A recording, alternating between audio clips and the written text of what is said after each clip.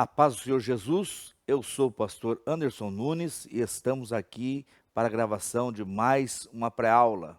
Estamos chegando ao final desse trimestre, primeiro trimestre 2026, que tem como tema a Santíssima Trindade. Lição número 13, que tem como tema a Trindade Santa e a Igreja de Cristo.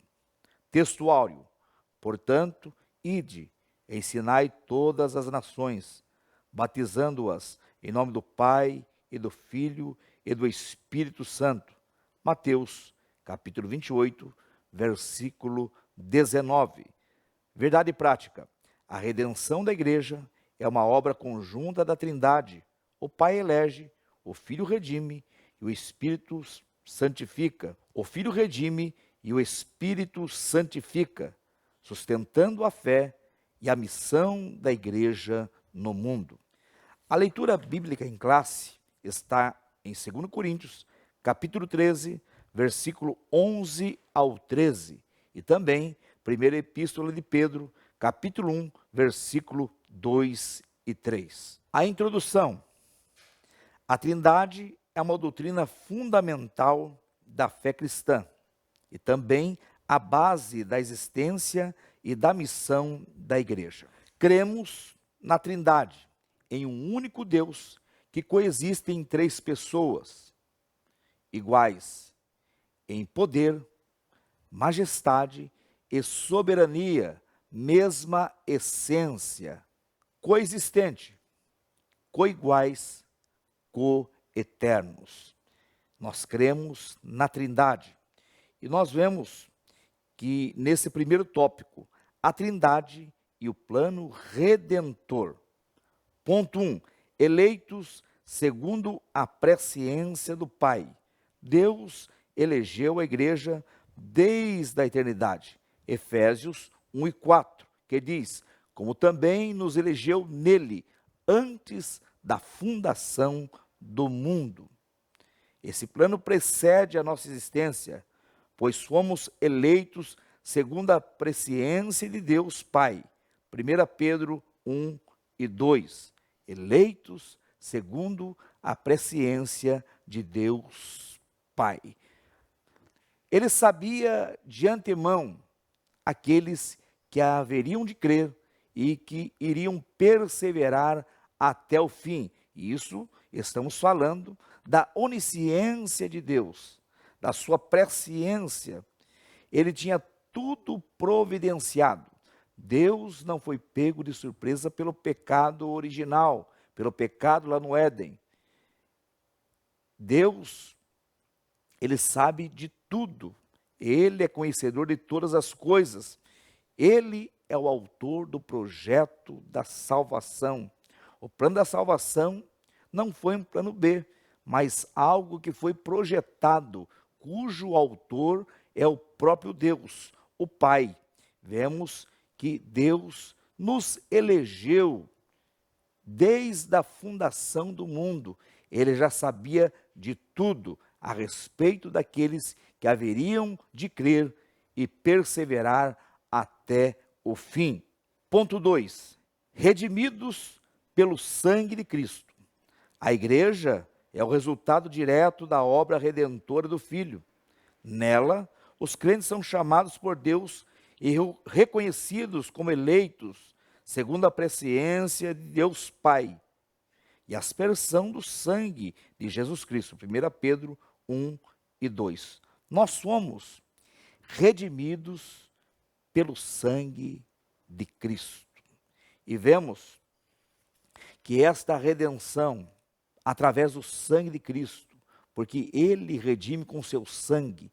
A frase aspersão de sangue remete ao ritual do Antigo Testamento, em que o sangue do sacrifício estabelecia uma aliança e a aspersão concedia benefício aos adoradores. Êxodo 24:8, que diz, então Moisés tomou aquele sangue e o aspergiu sobre o povo e disse, eis aqui o sangue da aliança que o Senhor fez com vocês, conforme todas essas palavras. E nós vemos que realmente nós somos redimidos pelo sangue de Jesus.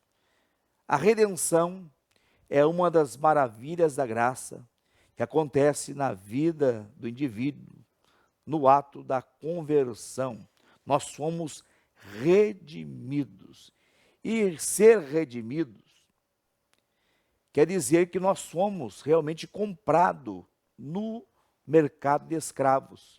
Dentro da cultura antiga do Oriente, nós vemos que os escravos eram colocados em um mercado e ali expostos, e alguém pagava o preço por aquele escravo, o redimia. Nós um dia estávamos no mercado de escravos, e o preço da nossa redenção foi o sangue de Jesus, que foi vertido na cruz do Calvário. Hebreus 9, 22. E quase todas as coisas, segundo a lei, se purificam com o sangue, e sem derramamento de sangue não há remissão de pecado. Sem derramamento de sangue não há remissão de pecado. E nós vemos em Hebreus, no capítulo 10, que fazendo aí alusão ao Antigo Testamento, ao sacrifício de animais, que sempre animais eram sacrificados por conta do pecado do homem. E veja que era algo transitório, pois outros animais haveriam de morrer pelo pecado do homem. E isso no Antigo Testamento vem a palavra hebraica expiar, cobrir o pecado.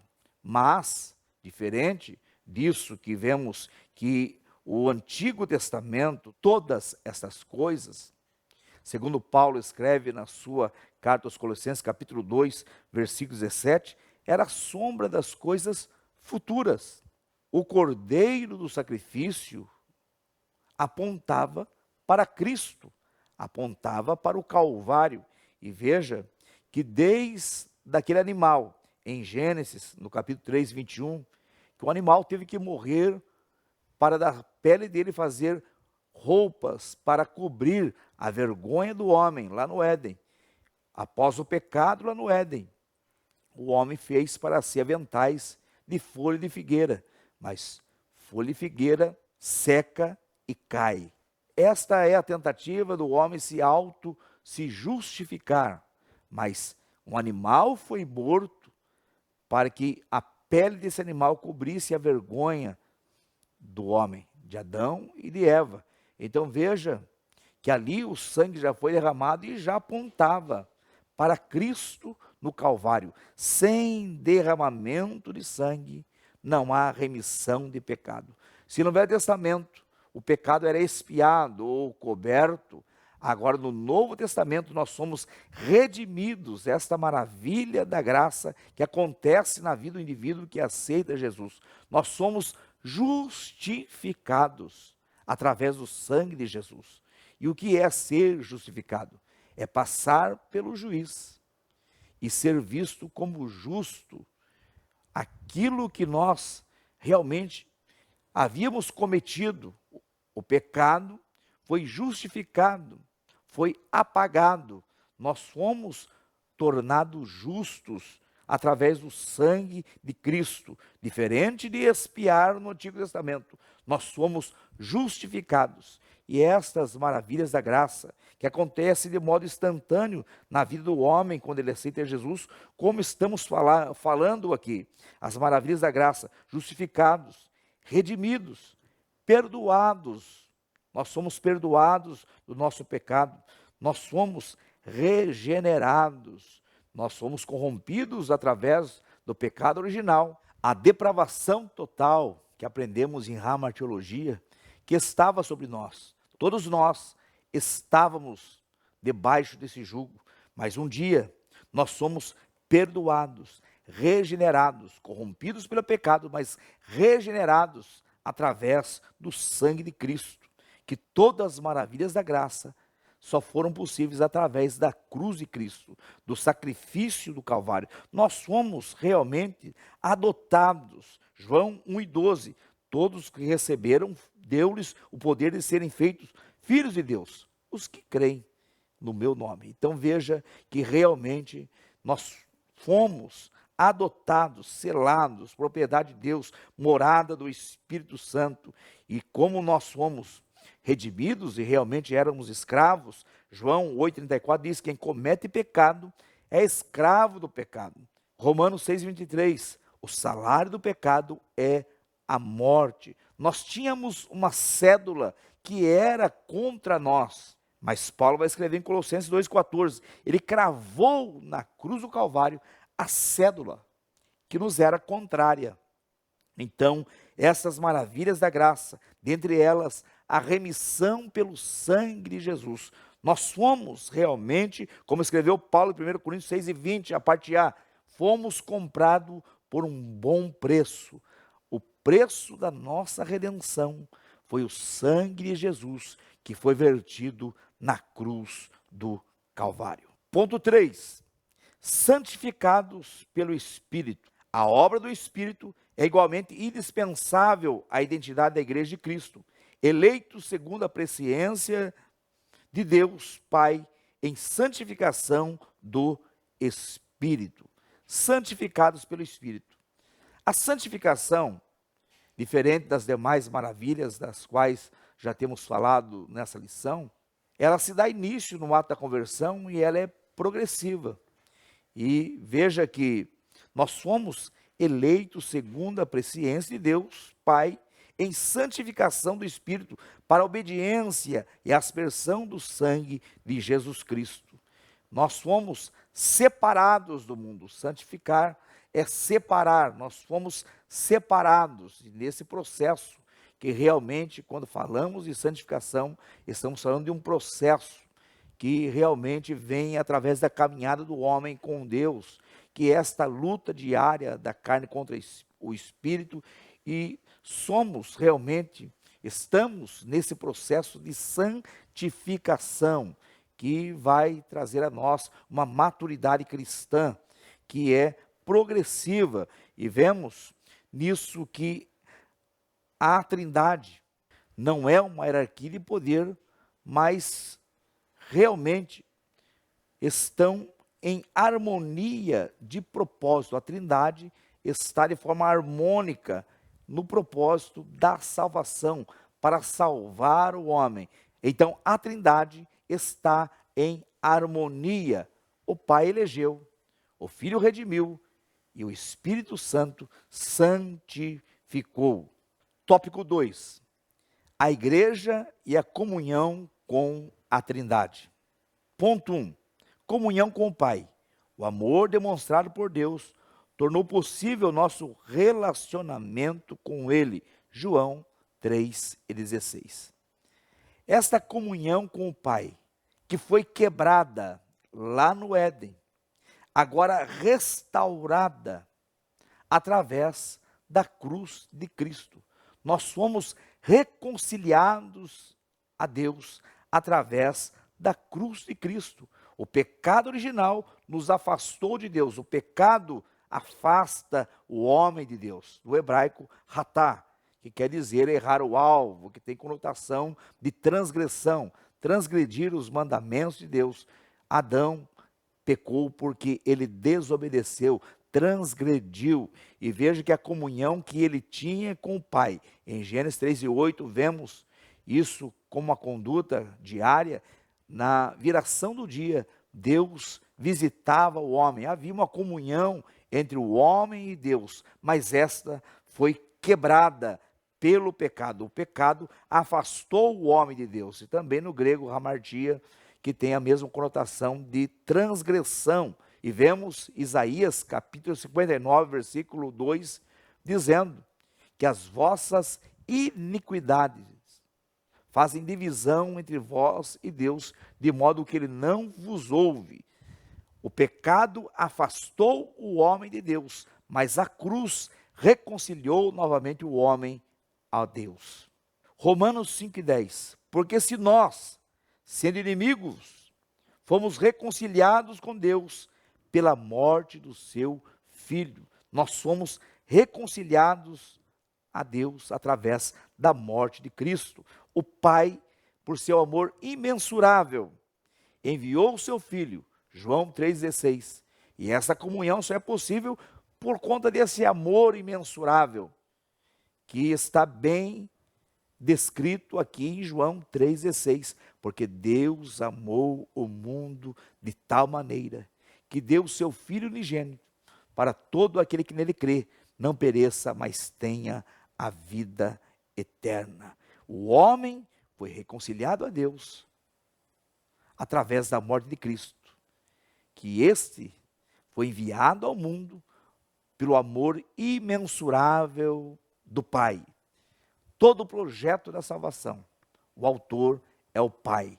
É Ele que enviou seu único Filho para morrer por nós na cruz do Calvário, para que essa comunhão com o Pai fosse restaurada. Ponto 2. Comunhão com o Filho. João revela que é por meio de Cristo que temos acesso ao Pai, a verdade e a vida. João 14, versículo 6, que diz: eu sou o caminho, a verdade e a vida. Ninguém vem ao Pai a não ser por mim. E aqui vemos que esta comunhão é necessária para que o homem seja salvo. Ele não diz aqui que é um caminho. Nós vemos o universalismo que diz que todas religiões levam o homem a Deus, mas nós não cremos assim, porque a palavra de Deus não ensina assim. Jesus é o único caminho, não é um dos caminhos, é o único caminho, é o único mediador entre Deus e os homens. Jesus, esta comunhão com o Filho é necessária para que o homem seja salvo. Eu sou o caminho, a verdade. Isso aqui não é relativo, é absoluto.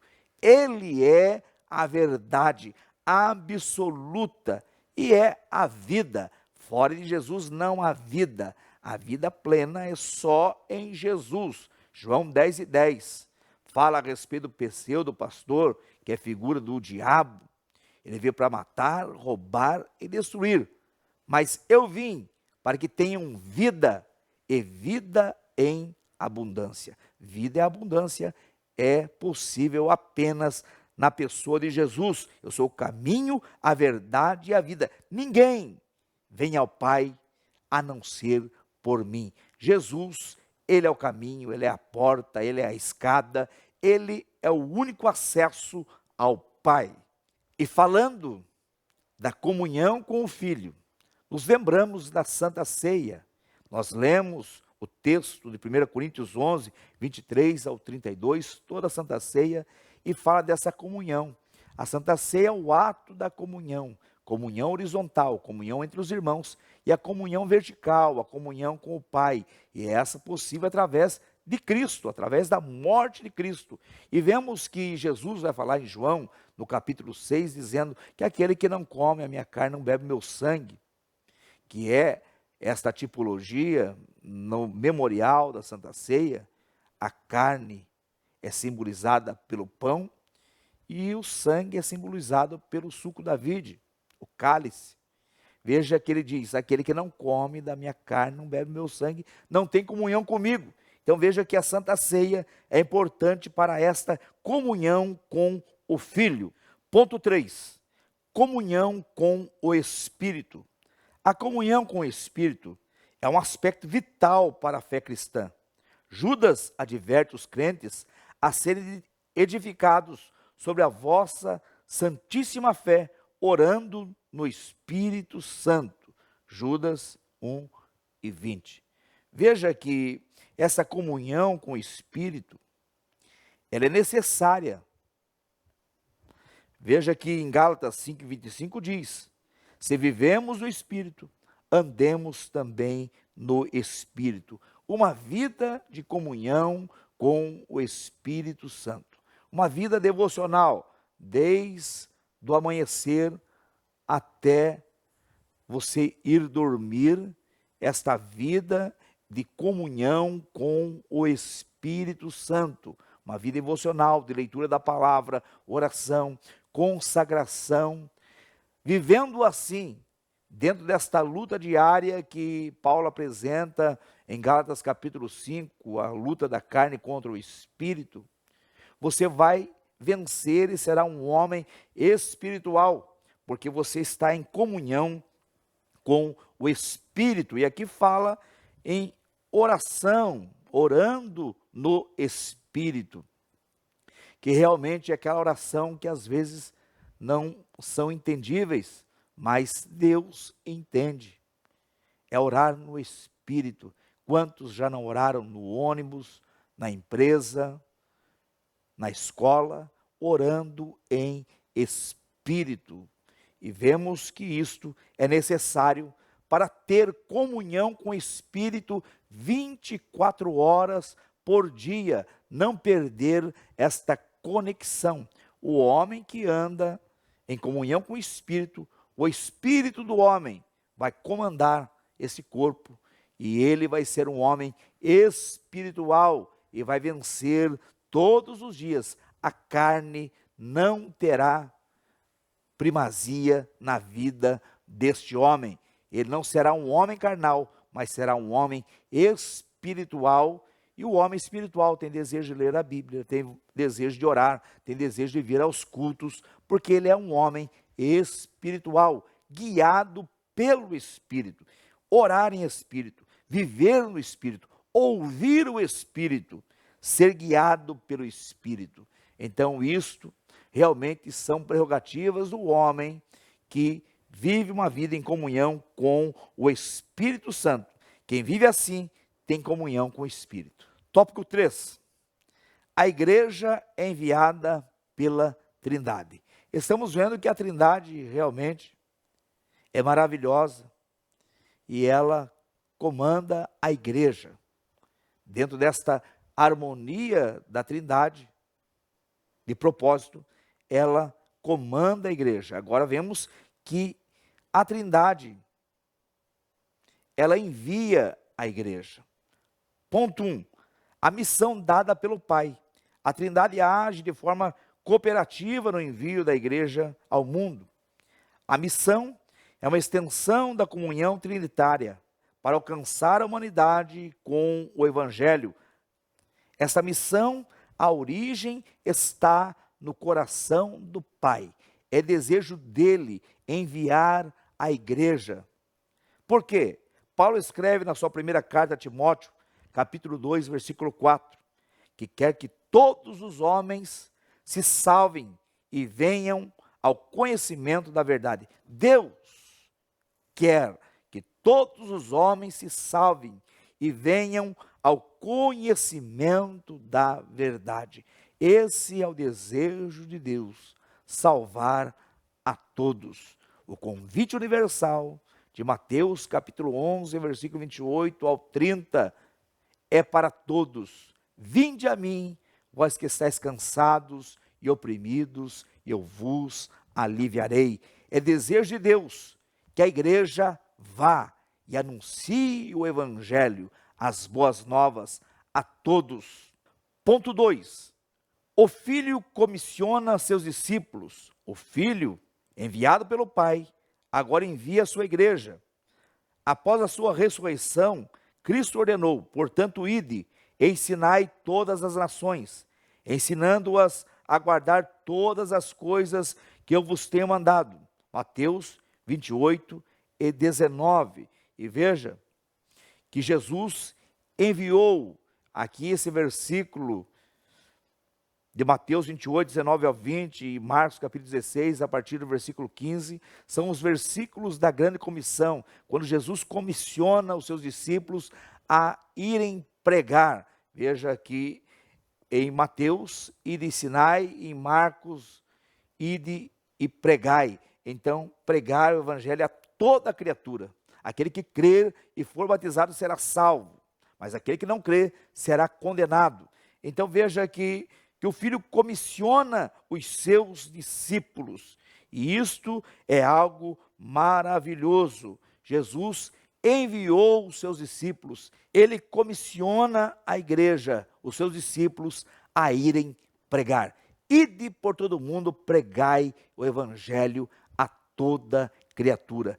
Este é o ide de Jesus. Nós temos que pregar o evangelho. Como disse Paulo: ai de mim se não pregar o Evangelho. Ponto 3. O Espírito capacita e envia. A missão da igreja não pode ser realizada sem a capacitação do Espírito. Lucas 24:49, que diz: E eis que sobre vós envio a promessa do meu Pai. Ficai, porém, na cidade de Jerusalém, até que do alto sejais revestidos de poder. Veja, ele é quem dá poder e ousadia para testemunhar de Cristo. Atos 1:8, que diz: E recebereis a virtude do Espírito Santo, que há de vir sobre vós. Depois ser-me-eis testemunhas, tanto em Jerusalém, Judeia, Samaria e até os confins da terra. É necessário, é prerrogativa da testemunha, aquele que foi comissionado, ser cheio de poder. Nós vemos dentro da teologia lucana, Robert Menzies fala a respeito disso, que ser cheio do poder de Deus é realmente ter em sua vida a ação do Espírito Santo, ter realmente na sua vida os dons do Espírito Santo. E veja que aqui ser cheio do poder está falando no batismo no Espírito Santo. Ser cheio do poder, revestido do alto, é realmente prerrogativa daquele que é comissionado. Tem que buscar o batismo no Espírito Santo, que vai dizer: ficar em Jerusalém até que recebam a promessa do meu Pai. É o que Jesus diz em Lucas 24:49. E o que eles recebem em Jerusalém, no dia de Pentecostes? O batismo no Espírito Santo. E ali realmente acontece quando você lê a narrativa de Lucas. Você vai ver que eles falaram em outras línguas, conforme o Espírito Santo os concedia que falassem. Então, ser cheio do Espírito Santo. E aqui falando do batismo no Espírito Santo como esse revestimento, porque batismo no Espírito Santo, segundo a nossa declaração de fé, é uma capacitação do alto, com um propósito. Qual propósito? Pregar o Evangelho, ser testemunha de Cristo. E então veja que o batismo no Espírito Santo, segundo a nossa declaração de fé, é uma capacitação do alto, com um propósito. E ela tem como evidência inicial falar em línguas estranhas. E veja que isso está lá em Atos 2. Cumprindo-se o dia de Pentecostes, estavam todos reunidos no mesmo lugar.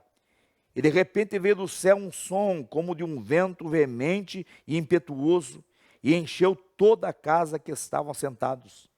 E foram vistas por eles línguas repartidas como que de fogo, as quais pousaram sobre cada um deles.